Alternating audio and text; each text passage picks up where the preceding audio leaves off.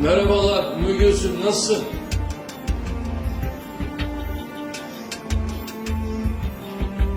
Seni çok heyecanlı görüyorum.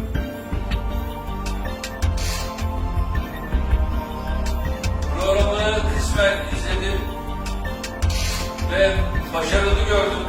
Tebrik ediyorum. Tüm ailene de başarı dileklerimi özellikle iletmeni istiyorum. Ben gayet iyiyim.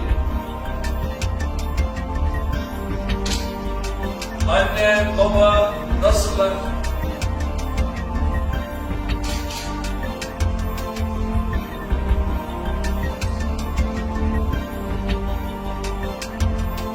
Çevre mühendisliğini nerede bitirdin?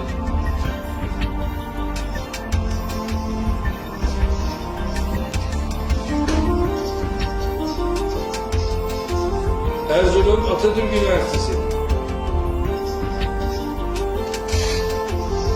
Maşallah. Tebrik ediyorum. Benden arzun nedir?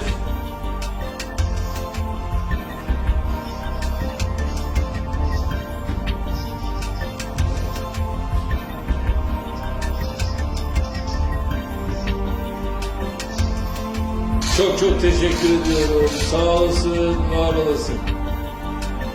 Arkadaşlar bana güzel bir sürpriz yaptı. Ve ben Ümmü Gülsüm'le özellikle görüntülü olarak bu akşam tanışma fırsatını bulduğum için çok mutluyum.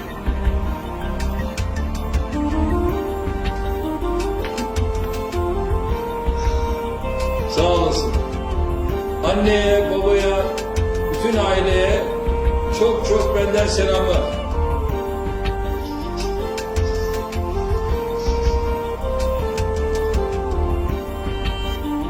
Aynı şekilde. Çok teşekkür ediyorum. Çok teşekkür ediyorum. Boşkayla alakalı devam ediyor mu?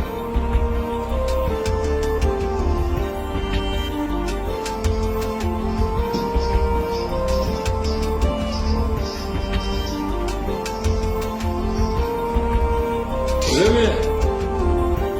Tabii Boşka'nın malum balı da çok güzeldir. Hele o balının en güzel olduğu yer Boşka'da neresiydi? Bakalım bilecek misin? Anladım. Tamam. Maşer, Dolmabahçe'den sana selamlar, sevgiler ve başarılarının artarak devamını da diliyorum.